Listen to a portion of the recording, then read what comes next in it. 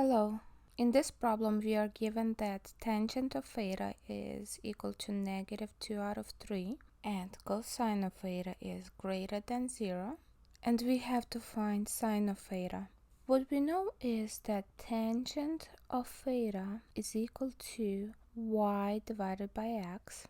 So right away we know that y is either positive or negative 2 and x is either positive or negative 3. Since tangent is negative, either y or x has to be negative and the other one will be positive. So we need to figure out what signs our values have. So I'm going to draw x and y axes. I'm going to label the function that is positive in each of the quadrants. So we have all students take calculus. This stands for all functions are positive in the first quadrant, sine and its reciprocal is positive in the second quadrant, tangent and its reciprocal is positive in the third quadrant, and cosine and its reciprocal is positive in the fourth quadrant. On this step begins the process of elimination. We are given that cosine of theta is more than 0, which means cosine has to be positive.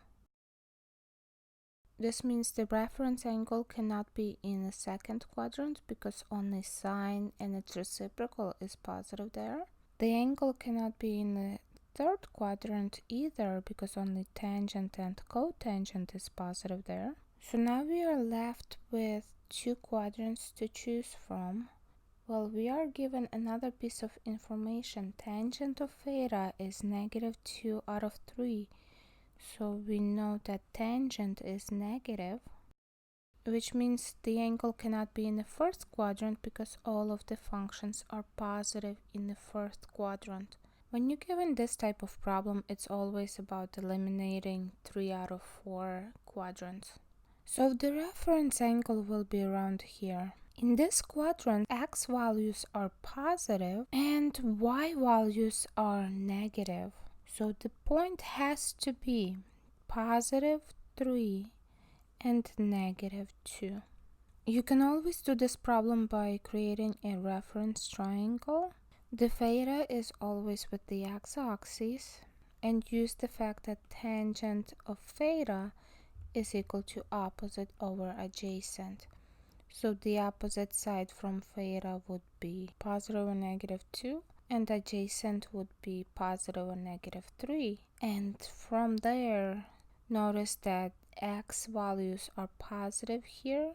So we get x is equal to positive 3 and y is equal to negative 2. These are our point values.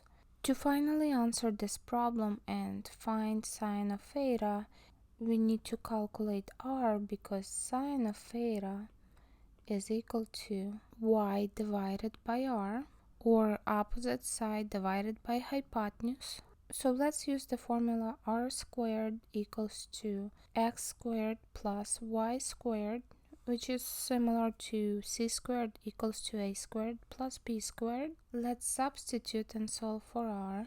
We get r squared equals to x is 3 to the second plus y is negative 2 to the second. So we get r squared equals to 3 times 3, 9 plus negative 2 times negative 2, positive 4. So we get r squared is equal to 9 plus 4, 13. We need to do the inverse of squaring to solve for r, and the inverse of squaring is square root. Whatever we do to one side, we have to do the same thing to the other side. Square root and the second power will cancel, and we get that r is equal to radical 13. Now we can solve for sine of theta. Sine is equal to y out of r, or opposite over hypotenuse. Y is equal to negative 2 divided by r is equal to radical 13. So sine of theta is negative 2 out of radical 13. We need to rationalize this. We have square root in denominator. Square root will cancel with the second power, so we need one more factor of radical 13. Whatever we do to denominator, we do the same thing to numerator. This will give us negative 2 radical 13 out of radical 13 to the second power. Square root and the second power will cancel in denominator, and we get sine of theta equals to negative 2 radical 13 out of 13, and this will be our solution. That's all.